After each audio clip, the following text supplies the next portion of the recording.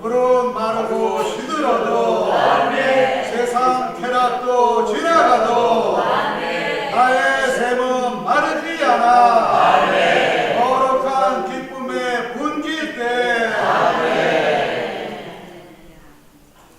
나의 의는 가치가 없지만 주님 나의 의 되시오니 이제 주님의 신성을 나눠 그 안에서 온전케 되리. 아멘.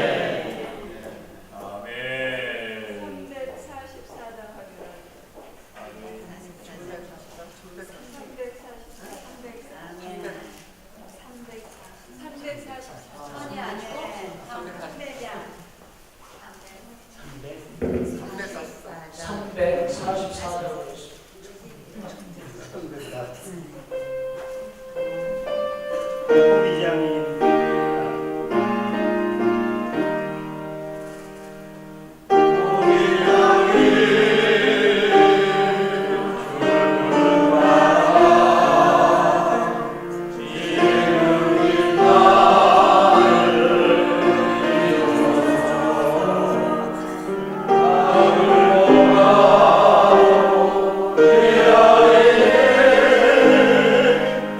조용상과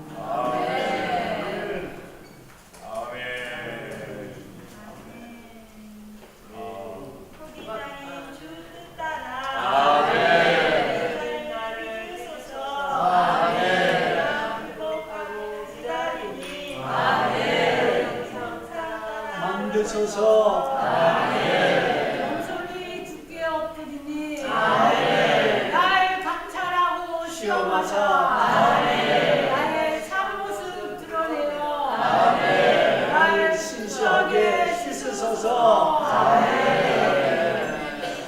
발에서 너희를 사모하니 나의 들이사 하늘소서 어렵게 비우소서.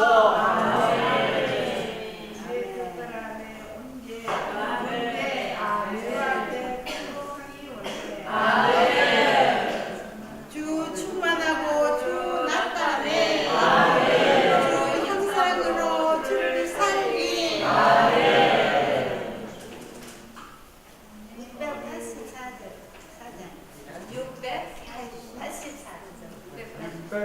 684장입니다.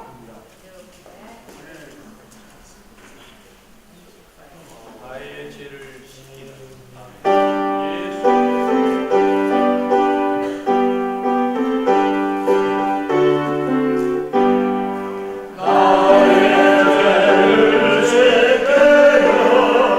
예수의 피 앞에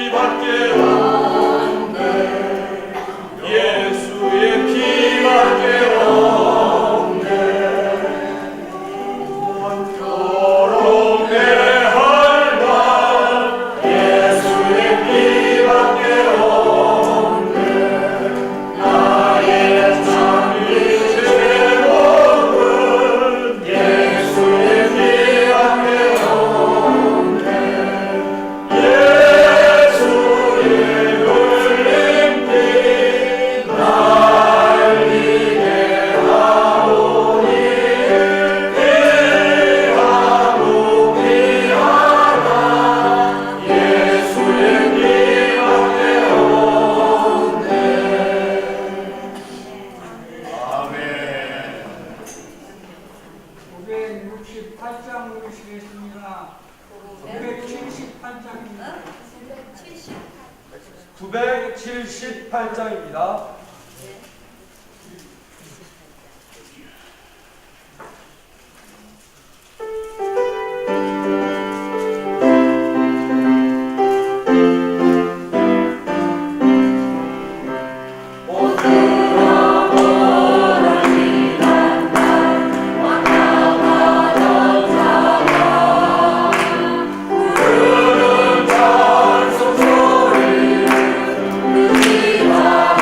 그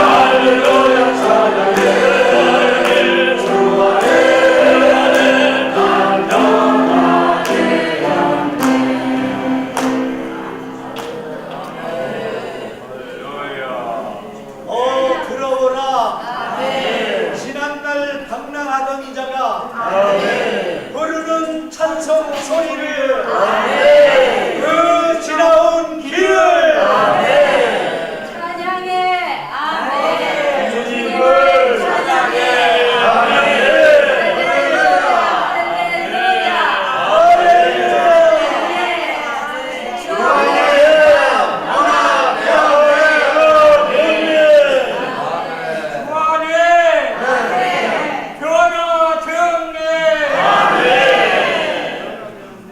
남이의 집안 교회에 행복한 지sel세.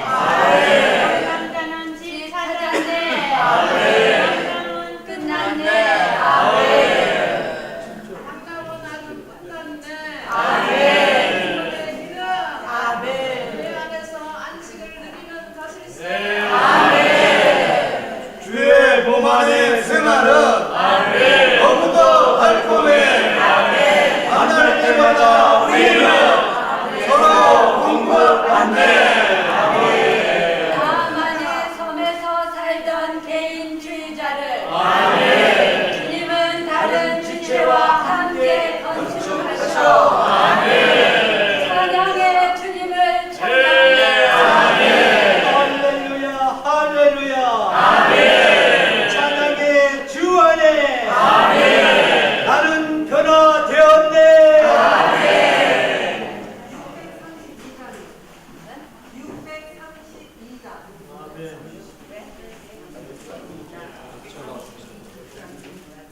632장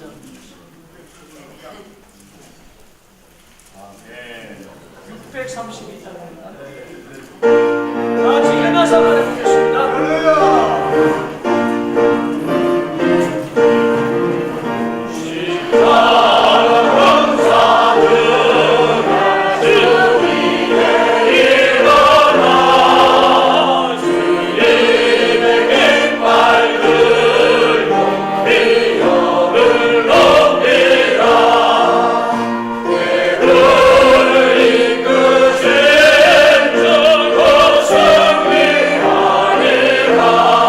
그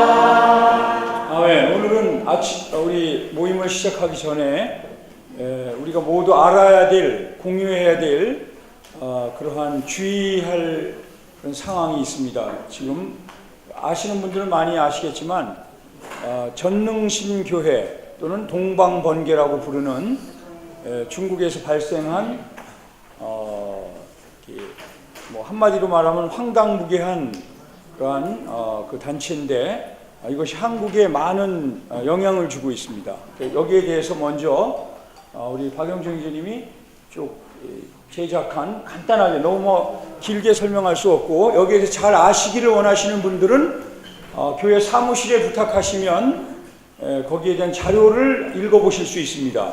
보다 더 자세한 그리고 관련된 서적을 또 참고하셔서 보실 수 있습니다. 뒤에 홍영진 좀 소등을 좀 해주시고. 네.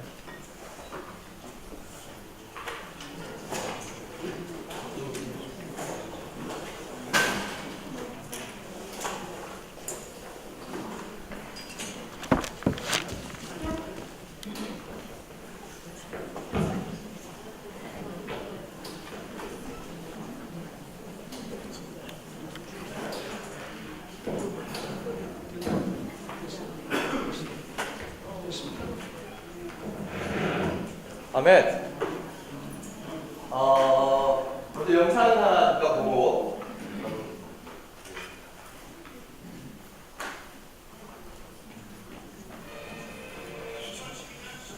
소리 좀 키워야 돼요.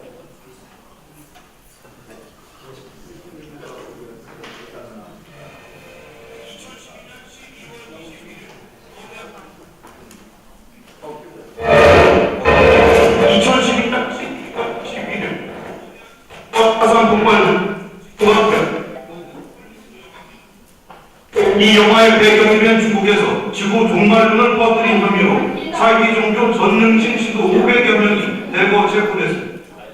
칭하이성 한국에서만 5,000점 넘는 동방번개라고도 불리는 이 신도들은 기독교를 사칭하며 다단계 방식으로 전국의 종말론을 유포시켰습니다. 전능신을 믿어야만 구제를 받을 수 있다는 겁니다. 我觉得好事啊，最好是就接到的老天爷啊，说让我儿子救人了。 단속을 피하기 위해서 휴대전화를 절대 쓰지 않고 적발 때도 서로 암호로 연락하는 치밀함을 보였습니다. 심지어 공산당 타파까지 내세우며 종말론을 확산시키자 중국 공안당국이 대대적인 단속과 수사에 나섰습니다. 지난주 화난성 초등학교 앞에서 일어난 칼부림 사건 용의자도 종말론에 빠졌던 것으로 드러났습니다. 근거 없는 종말론이 확산되면서 종말 전용 양초와 피난용 구두까지 팔리는 웃지 못할 성술까지 펼치고 있습니다. 중국의 종말론 유포는 다른 나라에 비해 유독 미신을 잘 믿는 국민성과 극심한 빈부격차적 사회 불만이 영향을 미친 것으로 했습니다. 2012년 10 네, 이제 방금 보셨던 것이 이제 간단한 그 TV에 나왔던 것인데요. 그러니까는 특별한 단체가 아니면 장면은 이제 잘 TV에 안 나오는데 상당히 사회적으로도 좀 무리를 일으키는 단체 같아요. 그래서 이 이름이 뭐냐면은 동방공개파. 이름이 좀 약간 어떤 들어도 절대 안 넘어갈 것 같은데, 네, 어쨌든 이름이 그렇습니다. 동방공개파. 그래서 이제 동방공개파라고도 하고요. 또 뭐라 그러냐면 전능신교, 전능신교 혹은 전능하신 하나님의 교회.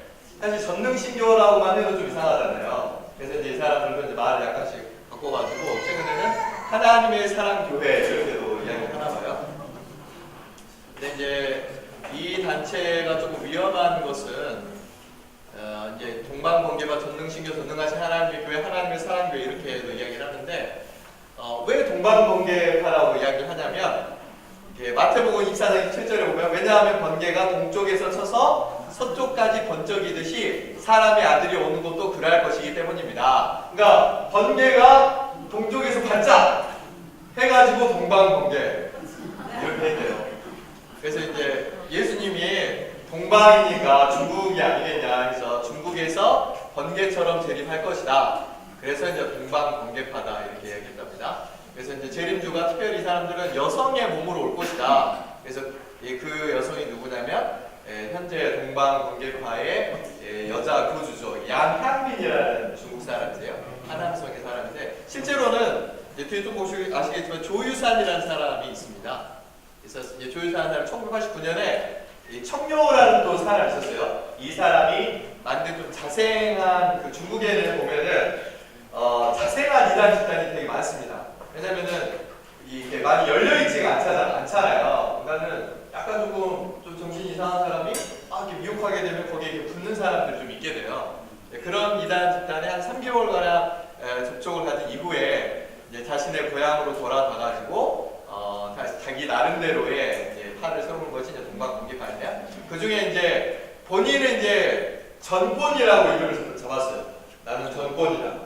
그래가지고 밑에 한 7사람을 또 세웠는데 거기 보면은 뭐 전능 또 이런 것들을 이름 줘가지고 그 중에 한 여자에게 전능이라는 이름을 줬어요. 하남성의 낙양 사람인데 이 사람에게 전능이라는 이름을 줘가지고 여자 그리스도가 되게 해서 정면으로 이렇게 나오게 하고 그리고 이제 본인은 이제 뒤에서 여러 가지 이제 조정을 해서 전능신교라는 것을 이제 만들었습니다. 이제 이 두 사람은 이제 93년 12월에 결혼을 했어요. 결혼하고 95년도에 중국에서 이 동방번개파를 사교로 규정을 했습니다. 왜냐면 그러니까 여기는 약간 그 기독교라고도 하기도 애매해요. 그러니까 약간 좀 사이비적인 거예요. 그래서 좀 뭐랄까 중국 당국에 대해서도 막 이게 폐해야 된다 막 이렇게까지 이야기하면서 아주 무리를 일으켰기 때문에 중국에서는 사교로 규정돼서 이제 엄청나게 탄압을 했죠. 사람들 잡아들이고 그래서 2000년 이후에 미국으로 도주해가지고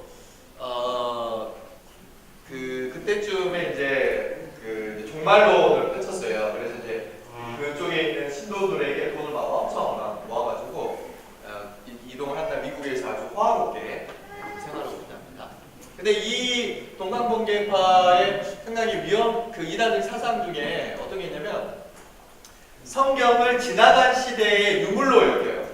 그래서 자신들이 출판한 동방에서 나타난 번개, 말씀이 육신으로 현현하다 이런 책들이 좀 있거든요. 이런 책이 유효하다라고 생각을 하는 거예요. 그래서 이 사람들이 그러니까 나중에 이제 저희에 대해서도 약간 이제 언급되는 면들이 나오는데 이유 중에 하나가 이제 여러 가지 기독교 수업을 받겠잖아요. 그 중에서 저희 책들도 몇 번 받은 것 같아요. 그래가지고 이제 우리는 최신의 사역, 하나님의 말씀의 사역을 따라한다는 말들을 그 문장 하나 딱 떼가지고는 그렇기 때문에 우리는 최신의 사역을 따라야 되기 때문에 성경도 지나간 사역이다 이렇게 생각을 하는 거죠. 그래서 구약도 신약도 다 지나간 거기 때문에 그런 거 믿지 말고 본인들이 하는 말만 믿어라 해가지고 이렇게 막 주장을 하는 거예요. 그렇게 해서 성경의 권위에 대해서 아주 무시를 하는 것이죠. 그리고 삼위하나님을 부인합니다. 그러니까 일위일체를 주장해요. 그러니까 일위일체가 뭐냐면 양태론인데요. 아마 좀 더 추구해 보셔서 아시겠지만 양태론이라는 것은 하나님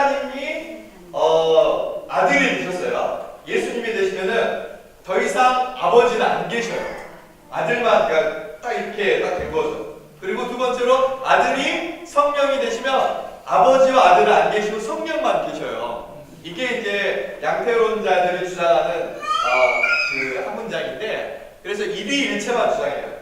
그래서 아주 이단적인 사상을 가지고 있죠.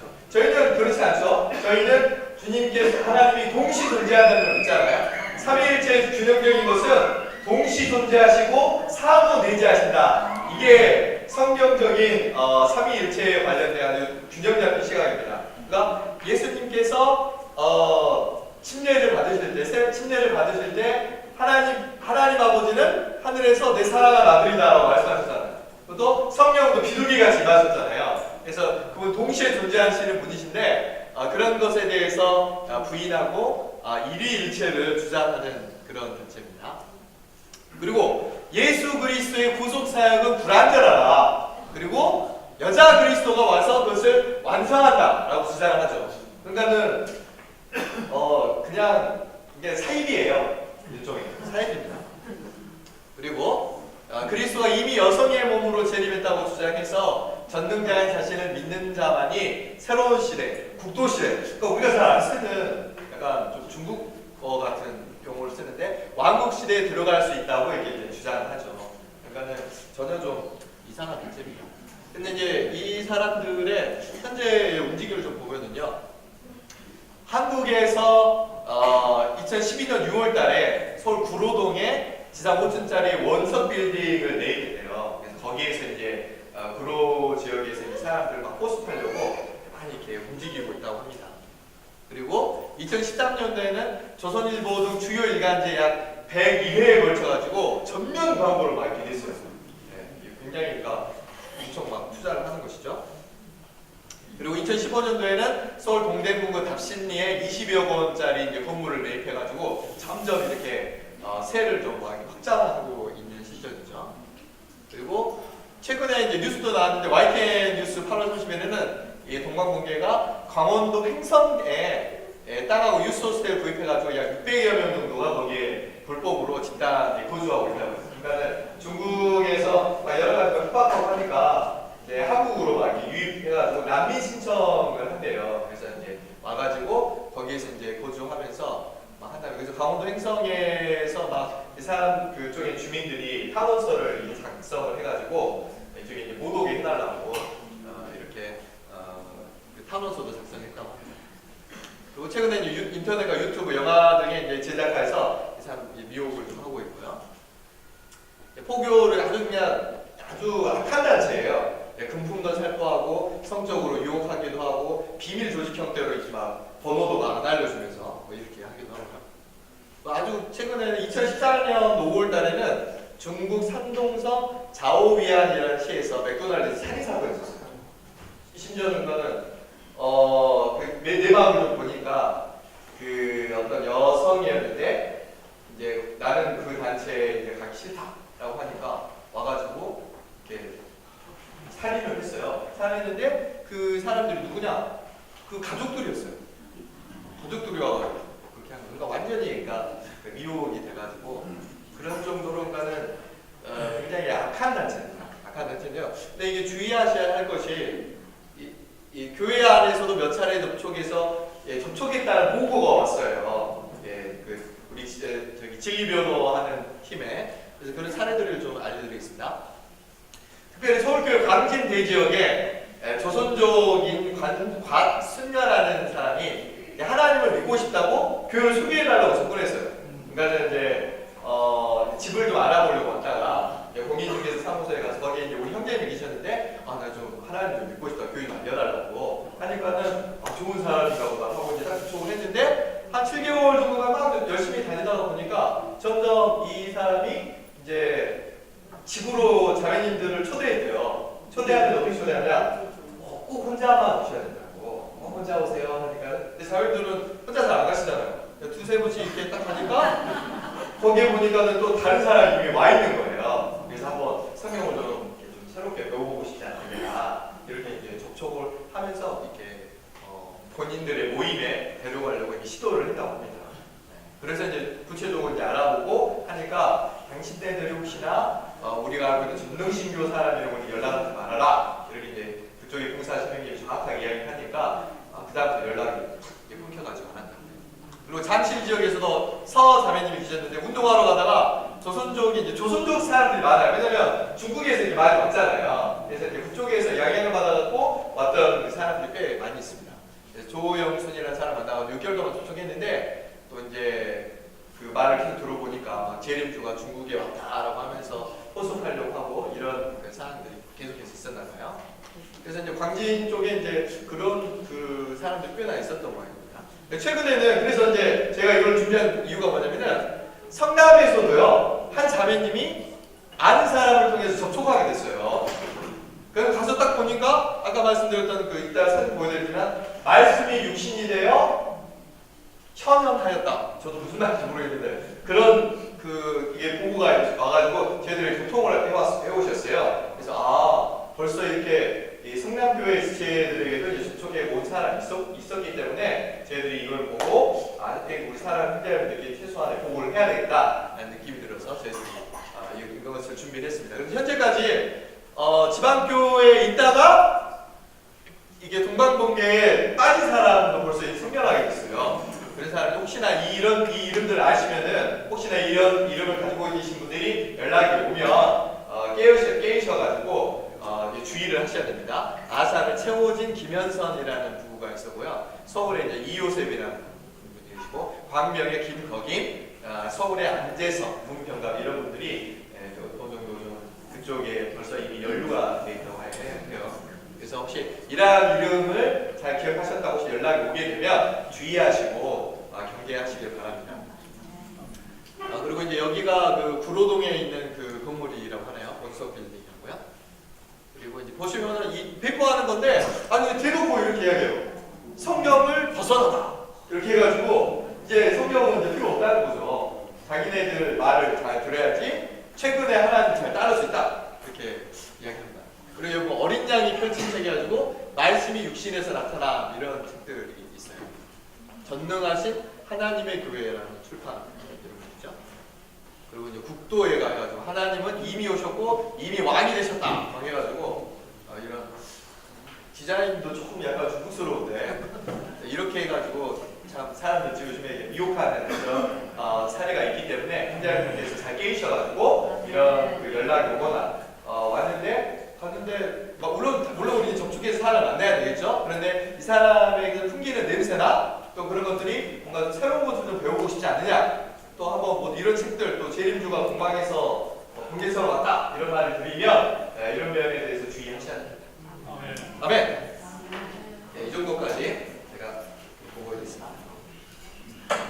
혹여나 좀 자세하게 뭐 궁금하신 분들은 이렇게 집사실에 문의하시면 되겠습니다.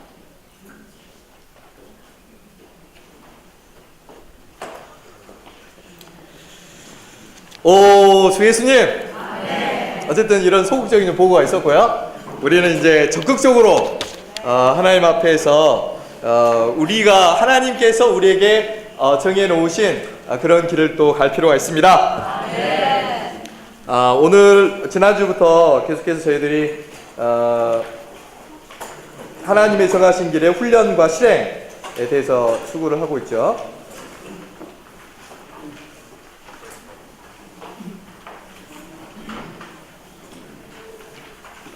이번 주 제목을 한번 선포해 보겠습니다. 아멘.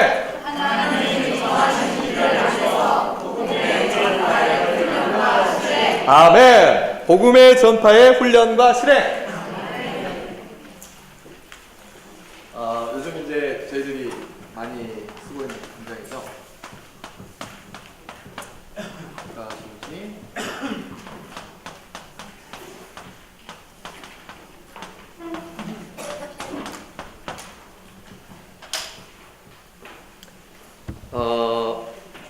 이 메시지 보면서 참 형제님의 그런 영을 정말 많이 만졌습니다.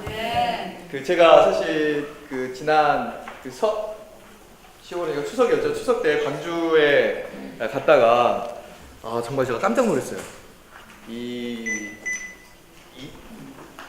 광주교회 이제 집회소에 이제 제가 오래전에 복음을 전했던 한 고등학교 친구가 있어가지고 다시 이제 교회 생활에 좀 더 연결시키려고 가서 이제 만나러 갔는데 보니까 오랜만에 이제 그쪽 저 구역에 갔었는데 엄청 큰 예배당이 하나 있는 거예요. 그래서 우와 뭐가 이렇게 크지? 하면서 이제 그 친구한테 물어봤더니 친구가 저한테 놀라지 말아라 그러면서 여기가 그 신천지 저기다 하는데 그 친구 말이 광주 시민의 2%가 다니고 있다 그러더라고요.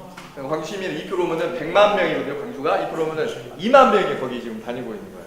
와, 제가 그걸 보면서 제가 정말 하나님 앞에서 부끄럽기도 하고 내가 정말 뭐하고 있는 것인가, 정말 내가 더 필사적으로 사람들을 만나고 이 진리에 대해서 전해줘야 되겠구나, 그런 심정이 정말 불타더라고요. 저런 뭐 아주 이상한 진리 가지고, 진리도 아니죠, 그런 말 가지고 사람들을 꿰고 있는데 우리는 난 정말 이러면 안 되겠다, 네, 그런 생각이 정말 들었습니다. 그래서 처음에 이제 복음과 가정, 소그룹, 지역 이렇게 돼 있죠. 근데 처음 시작이 이제 복음으로부터 이게 시작하잖아요. 그래서 처음이 없으면은 뒤로 어떻게 갈 수도 없습니다. 그래서 복음을 전하는 생활이 우리에게 이제 너무나 필요한 것이죠. 그래서 처음에 형님이 이런 말씀하셨습니다. 자전거 타는 연습 이야기하시면서 어느 날 그 상해에서 형제자매들 섬기려고 생각하니까 빨리빨리 이동해야지 많이 안 할 수가 있잖아요. 그래서 형제님이 자전거를 배워야 되겠다 부담을 가지셨던 것 같아요. 그러니까 필요가 있으면은 부담을 받게 되고, 부담이 있게 되면은 뭐든지 이렇게 배울 수 있는 영이 있게 되고 배우게 됩니다. 그래서 지혜들 만나려고 자전거를 타려고 딱 해보니까 어렸을 때 자전거 다 타보셨잖아요. 타보면 이제 넘어지고 하다가 어느 날인가 균형을 딱 잡고 이렇게 딱 가거든요. 최근에 저희 딸도 맨 보면은 막 계속 넘어지다가 어느 날인가 갑자기 저기 자기보다 더 어린 윤성이한테 배웠다고 하면서 자전거를 타게 됐다고 하면서 몇 번 이렇게 넘어졌다고 해요. 그러다가 잘 타가지고 막 이렇게 돌아다니더라고요. 그래서 이런 영이 있으면, 만일 우리가 새 길을 실행하려는 그러한 영을 가지고 있다면 우리는 성공할 것이다. 우리는 새 길을 훈련할 필요가 있다. 그래서 처음부터 복음을 잘 전하는 사람이 어디 있겠습니까? 그러나 마음 안에 그런 부담과 사람을 얻어야 되겠다는 그러한 마음이 가득하다면 길이 있게 되고, 주님은 반드시 그 길 안에서 우리에게 열매를 열어주실 것입니다. 주 예수님, 이번에 저기 그 테마다들 신청하셨죠? 저도 이제 신청을 했는데 제 느낌이 뭐냐면 이게 벌써 다녀온 느낌이에요. 벌써 입에 갔다 온 느낌이에요. 왜냐면 그 신청한 거 그 자체가 저에게 새로움을 주고, 가서 열심히 잘 배워야 되겠구나, 가서 정말 새로운 교회 생활을 좀 배우고, 이런 복음과 가정과 소그룹과 지역에 대한 이런 걸 잘 보고 새로운 교회 생활 하고 싶다는 마음이 확 드니까 벌써부터 마음이 새로워져가지고 마음이 정말 달라지더라고요. 그래가지고 그 목요일날 우리가 오늘도 다 같이 나가서 복음을 전할 텐데, 전할 때 제 마음부터도 정말 달라졌어요. 처음에 이제 물론 그 전에도 열심히 전하려고 했지만, 지금은 가서도 어떻게든 한 사람을 더 만나서 성경을 이렇게 전해줄 수는 있지만, 제 마음에 그런 생각이 들었어요. 그냥 성경만 전해주고 오는 건 너무나 내가 부족하다. 최소한 이분에게 내가 말이라도 좀 걸어야 되겠다. 이분 한 번 보고 언제 또 평생 또 한 번 더 볼지 알 수가 없는 일이잖아요. 그래서 만나가지고 이분에게 최소한 한두 마디라도 걸어보고, 가장 좋다면 연락처라도 내가 받아야 되겠다, 그런 마음을 가지고 딱 가니까 마음도 이렇게 되게 가벼워지면서 이렇게 안에서부터 되게 기쁘더라고요. 만나면은 어떻게든 그런 담대함이 좀 생겼어요. 담대한 것이 제일 필요합니다. 복음 전할 때는 얼굴을 두껍게 하는 게 제일 필요하거든요. 그래서 저는 이렇게 이야기합니다. 딱 만나면은 이렇게 이제 성경 있는데 되게 가볍고 또 현대어로 되게 좋습니다. 1분만 시간을 주시면 제가 이 성경에 대해서 좀 소개를 좀 해드리고 싶습니다. 그러면 1분 정도 시간 없다고 하신 분들은 제가 만났을 때는 100명에 뭐 한두 명을 제외하고는 그 정도 시간 다 내주세요. 그러면 저는 제가 딱 미리 연습해 놓은 구절이 딱 있어요. 그러면 딱 펼쳐가지고 그 예수님이 바다 위를 걸으신 기적 아시죠? 그러면은 다 그 기적은 대부분 다 알고 있거든요. 유명한 기적이니까. 그럼 거기에 관련된 걸 한 번 더 읽어드리고 싶습니다. 그래서 이제 18절 말씀해 보면은 그리고 큰 바람이 불어서 바다의 파도가 일고 있었습니다. 18절에 1번이 있죠? 그러면 18절 1번 쭉 내려가 보시면 여기 각주가 있습니다. 바다에 이는 파도는 인생의 험난한 문제들을 상징한다. 이 한 문장이 벌써부터 딱 끝나요. 그러면 대부분의 사람들이 험난한 문제가 없는 사람이기 때문에 다 고개를 이렇게 합니다. 그리고 이제 딱 가서 이제 19절에 2번에 보면은 예수님께서 바다 위를 걸으셔서 배에 가까이 오시는 것을 보고 두려워하죠. 그러면은 19에 2번이 있습니다. 19에 2번을 딱 보여줘요. 이것은 주님께서 인생의 험난한 모든 문제를 다스리실 수 있으시다는 것을 의미합니다. 그분은 인생의 험난한 파도 위를 걸으실 수 있으시며 험난한 모든 문제는 그분의 발밑에 있다 하면은 얼굴빛이 별로 좀 달라지시더라고요. 그리고 이제 마지막에 21절에 예수님을 기꺼이 배 안으로 모셔드렸다 해가지고 이 각주를 보면 우리는 주님을 우리의 배, 우리의 결혼생활, 우리의 가정, 우리의 사업 등 안으로 모셔드려 인생의 여정에서 그분과 함께 평안을 누려야 한다. 1분 걸리거든요. 하면은 그렇군요 하면서 그냥 받는 거하고 이거 한번 읽고 가서 보는 거하고는 이 성경의 느낌이 달라지거든요. 그러면 돌아가가지고 한 번이라도 펼쳐보지 않겠어요? 그러면서 이런 각주가 엄청나게 많이 있습니다 하면서 이 성경에 대해서 조금 더 귀하게 느껴지게 되거든요. 그리고 이제 마지막 구절 읽어드리죠. 그리고 배는 즉시 그들이 가려던 땅에 도착하였다. 다 본인이 가려던 땅에 도착을 못하는데 이런 주님을 우리 안에 모셨을 때 우리는 가려던 땅에 도착할 수 있습니다. 이렇게 하면서 말씀드리면서 혹여나 이게 연락처를 주시면 제가 이 전체에 대한 성경도 제가 보내드리고 싶고 합니다. 그러면은 이제 물론 연락처까지 주시는 분은 거기에서 퍼센트 좀 줄어들죠. 그렇지만 또 주시는 분도 계십니다. 그래서 한 1, 2분 정도 시간을 들여서 우리가 적극적인 마음을 가지고 이런 사람들을 얻고자 하는 마음이 있게 된다면 주님은 그 가운데서 우리에게 틀림없이 길을 열어주시고 사람들을 우리에게 붙여주신다는 것이죠.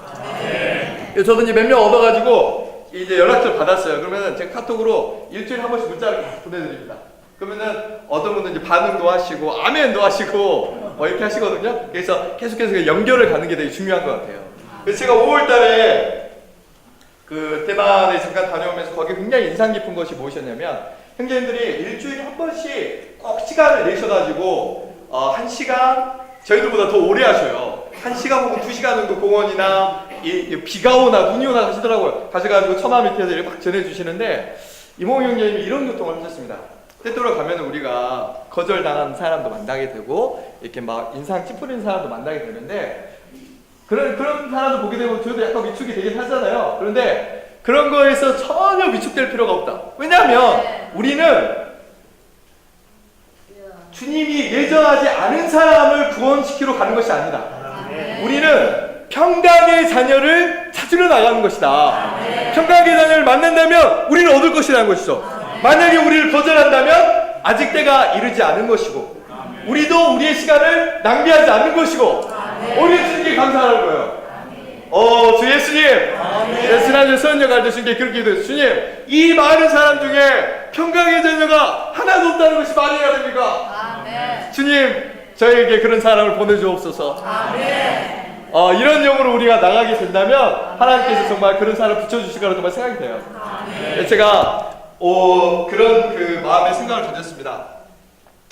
주 예수님, 우리가 하나님 앞에 갔을 때 우리에게 상이 뭐가 있겠어요? 우리에게 있는 상이 돈 뭐 한 수백억 제가 벌었습니다. 그러면 주님이 너 정말 잘했다 이렇게 하시겠어요? 제가 엄청 박사학위 엄청 많이 받았습니다. 그러면 이렇게 하시겠어요? 그게 아니라 주님이 우리에게 보시는 그날의 상은 우리 주위에 있는 많은 우리의 면류가 아닌 우리가 낳은 현대하나님도 우리의 참된 상이고 면류관이지 않겠습니까? 그래서 저는 그런 마음이 정말 들더라고요. 그래서 주님께 그렇게 소원을 했습니다. 주님, 제가 주님 앞에 가기 전에 최소한 10,000명에게 제가 복음을 전해야 되겠습니다. 이런 말을 들었어요. 10,000명이 약간 좀 허무맹랑하게 들리시죠? 근데 저는 이렇게 생각했어요. 어떻게 생각했냐면 제가 올해까지 해가지고 오늘 날짜를 뽑았는데 한 15,000일 정도 제가 살았어요. 일생을 우리가 쭉 살면은 한 대강 한 80, 한 2, 3세쯤 되면 30,000일 정도 삽니다. 3만 일 정도 살게 돼요. 네, 주님 제가 한 15,000일 정도 제가 남았는데 그 15,000일 정도 남았는데 최소한 하루에 한 사람한테 내가 복음지라도 전하면 10,000명 주님 도착할 수 있지 않을까요? 이런 생각이 들었어요. 목요일 날에는 나가서 사람들하고 접촉해서 말도 좀 하고 또 그러지 못하는 날에는 왔다 갔다 집에 가면서 버스 안에서든지 아니면 걸어갔었든지 전도지라도 한 장 나눠주면 주님 제가 카운트하겠습니다.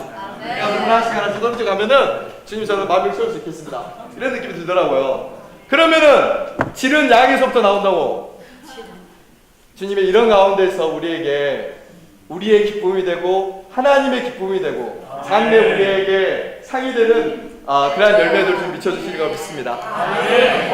주 예수님! 그래서 이런 길을 정말 감으로 이번에 또 제만 다녀와서도 완전히 다른 정말 그런 하나님이 정하신 그러한 길 가운데서 새로운 교회 생활하기 원합니다. 아멘.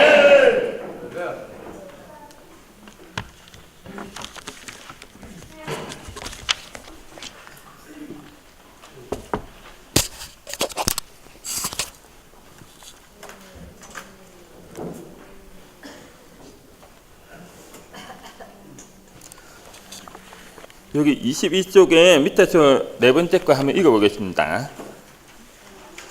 오늘날 우리가 필요로 하는 것은 새 길이 무엇인지 알 뿐 아니라 새 길 안에서 훈련하는 것이다. 오늘 우리가 교회생활에서 필요한 것은 두 가지입니다. 하나는 새 길이 무엇인지 아는 것이고 또 하나는 새 길 안에서 훈련하는 것입니다. 이 새 길은 하나님께서 정하신 길을 줄인 말입니다. 하나님께서 정하신 길을 줄여서 이야기해서 새 길이라고 이야기하는 거죠. 하나님은 구원받은 모든 사람이 그분을 섬기기 원하셨습니다. 그러나 신약의 기록에 보면 사람의 관념에 따라서 하나님을 섬기는 것을 허락하지 않으셨다는 겁니다.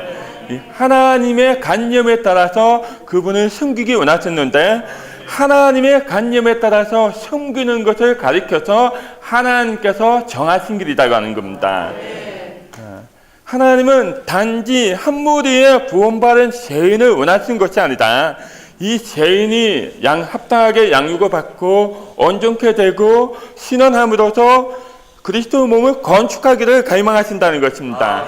하나님의 경륜 안에서 그분의 목표는 단지 흩어져 있는 많은 구원받은 죄인이 아니다. 이들이 건축되어서 그리스도의 몸으로 나타나는 것입니다. 이 그리스도 몸이 건축되지 않는다면 신부가 단장되지 않기 때문에 주님이 다시 오실 수 없다는 것입니다. 그래서 그분의 마음의 갈망은 이 수많은 죄인들이 구원을 받아서 합당하게 양육을 받고 온전케 되어서 또 신원함으로써 주님의 말을 내므로써 교회를 건축하는 것이 그분의 마음의 갈망이라는 것입니다. 이것을 가리켜서 하나님께서 정하신 길인데 이 하나님께서 정하신 길에 따라서 우리가 하나님을 섬기기 원하셨다는 것입니다. 우리가 만약 하나님께서 정하신 길을 가리켜서 단지 복음을 전하고 사람을 얻는 방법으로만 생각하신다면 우리는 이 신약 경륜에 대한 이상에 있어서 좀 부족함이 있는 것입니다. 이 하나님의 신약 경륜은 진리 방면도 있거든요. 그러나 이 진리가 생활 가운데서 나타내고 실행되어야 하는 방면이 있는데 그것을 가리켜서 하나님께서 정하신 길이라고 하는 것입니다. 그래서 우리는 이 하나님께서 정하신 길, 새 길이 무엇인지를 우리가 합당하게 알 필요가 있는데 그러나 우리가 그동안 주님의 긍휼로 이 3회 집회 통해서 하나님께서 정하신 길을 많이 다뤄왔습니다. 그래서 우리 중에서 하나님께서 정하신 길을 모르는 분이 아무도 안 계세요. 다 기본적으로 알고 계시거든요. 그런데 우리에게 무엇이 필요하겠습니까? 바로 두 번째 방면은 새 길 안에서 훈련하는 것입니다. 이 책이 제목이 훈련과 실행입니다. 이 책은 89년도에 나온 책인데 전체가 훈련을 받는 사람들에게 주신 말씀이거든요. 84년도에 새 길이 시작되고 나서 89년도까지 6년의 시간이 지나면서 이 하나님께서 정하신 길이 진리 방면, 실행 방면, 수많은 방면들이 해방이 되었습니다. 해방이 되어서 89년도에서는 이 하나님께서 정하신 길이 완전히 정립이 된 겁니다. 정립이 되었기 때문에 온 땅의 주님의 회복이 이 하나님께서 정하신 길을 안다는 거죠. 아는데 무엇이 부족하느냐면 훈련과 실행이 부족하기 때문에 하나님께서 정하신 길을 알매도 불구하고 역사와 열매가 부족한 것입니다. 그래서 이 내용은 정적으로 우리가 이 하나님께서 정하시는 길을 어떻게 훈련하고 어떻게 실행할 것인가를 우리에게 보여주고 있는 것입니다. 우리가 이 방면을 우리가 이해하셔야 되거든요. 우리가 그동안 하나님께서 정하신 길을 많이 다뤄왔기 때문에 우리도 모르게 이건 알고 있다고 생각하는데 아는 것과 실행하는 것은 별개의 문제라는 겁니다.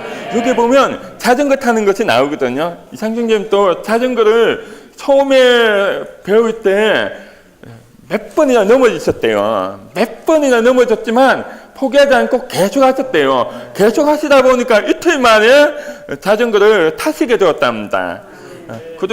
우리가 그동안 물론 우리는 하나님께서 정하신 길을 배워야 되고 합당한 지식을 갖춰야 됩니다. 그러나 그것이 있다고 해서 저절로 실행되고 있는 것이 아니라는 거죠. 이런 지식들은 사실상 자전거가 무엇인지를 배운 겁니다.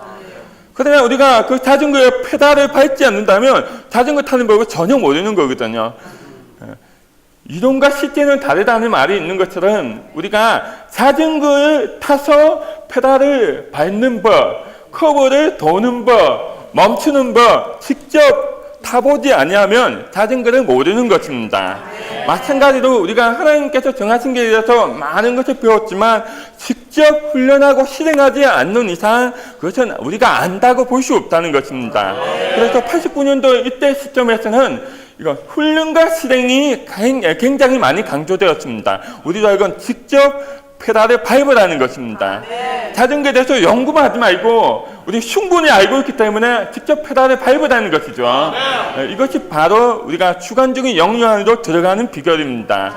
그러니까 하나님께서 정하신 길, 그러니까 새 길이 무엇인지 아는 것은 그러니까 우리가 객관적인 지식을 배우는 것이지만 우리가 새 길을 훈련하고 실행하는 것은 주관적인 체험 안으로 들어가는 것입니다. 우리가 몇 주 전에 막가 시장에 대해서 고통했거든요. 이 막가 시장은 그리스도의 두 방면의 죽음을 우리에게 보여주고 있습니다. 이 막은 그리스도의 객관적인 죽음의 방면, 그리고 지성장에 들어갈 때 맡고 있는 휘장을 그리스도의 주관적인 죽음을 우리에게 보여주고 있습니다.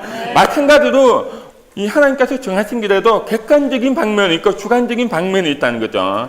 주님이 성남교회로 축복하셔서 15년 전에 300명 이상의 형제자매님들 대만에 가셨습니다. 그곳에서 우리는 동일한 이상을 보고 다녀와서 새 길로 전환했거든요. 전환했을 때 이거는 객관적인 영향으로 들어간 것과 마찬가지라는 겁니다. 그것으로 인해서 하나님 우리 축복하셔서 인주가 합당하게 전가하고 많은 형제자매님들이 나타났는데 그런데 지금 우리에게 필요한 것이 무엇이냐면 15년이 지난 때 우리가 하나님께서 정하신 길을 다 가기를 갈망하지만 뭔가 돌파력이 없어요. 돌파력이. 뭔가 하기를 원하는데 막 돌파력이 없다 보니까 우리가 앞으로 전진하지 못한 것을 볼 수 있었거든요. 그래서 15년 지난 이때에 주님은 우리에게 주관적인 영향으로 들어갈 수 있는 기회를 주셨다는 것입니다. 우리가 대만에 갈 때 대만 형제 자매들이 어떻게 삶을 구원시키고 어떻게 가정에서 양육하고 방법만 배우고 온다면 우리는 반쪽만 얻고 오는 겁니다. 대만에서는 이것이 내재적인 본질 안으로 들어가서 실행하고 있기 때문에 그게 수많은 역사가 있다는 거죠. 그래서 우리는 이번에 함께 가서 대만에서 하나님께서 정하신 길이 실행되고 있는 주관적인 방면, 내재적인 본질 안으로 우리가 함께 들어가서 보고 우리가 와야 된다는 것입니다. 이걸 위해서 하나님께서 우리에게 기회를 주셨다는 거죠. 그래서 우리 형제자매님들 정말 못 가신 분이 계시면 더 격려하셔서 더 많이 갈 수 있도록 우리가 해야 한다는 것입니다. 아마 우리가 대만에 그 성량교 전체가 갈 수 있는 기회는 아마 다시 없을 겁니다. 있다면 아마 15년, 20년 뒤에 주님이 더 주신다면 주시겠죠. 그러면 아마 15년 뒤는 저도 벌써 한갑이 넘은 나이고요. 손자가 있는 나이입니다. 손자, 손녀 있는 나이고요. 60세 이상이 되신 형제자매 중에서는 아마 주님의 품에 가신 분도 많이 계실 겁니다. 그래서 우리가 이번 가는 것을 가볍게 생각하시면 안 됩니다. 정말 우리 자식은 마지막 기회를 주님이 주시는 것일 수도 있고, 우리 자식은 열매를 가득히면서 맺어서 주님 앞에서 설 때 우리가 결산해서 착하고 충성된 종이라는 칭찬을 얻을 수 있는 마지막 기회가 될 수 있다는 것입니다. 그래서 우리가 함께 가서 동일한 이상을 보는 것은 너무나 중요하다는 것입니다. 마지막으로 여기에 28쪽입니다. 28쪽 위에서 두 번째 부분을 읽어보겠습니다. 교회의 지체로서 우리의 첫 번째 책임은 일어나서 세계 안에서 복음을 전파하기 위해 나가기를 훈련하는 것이다.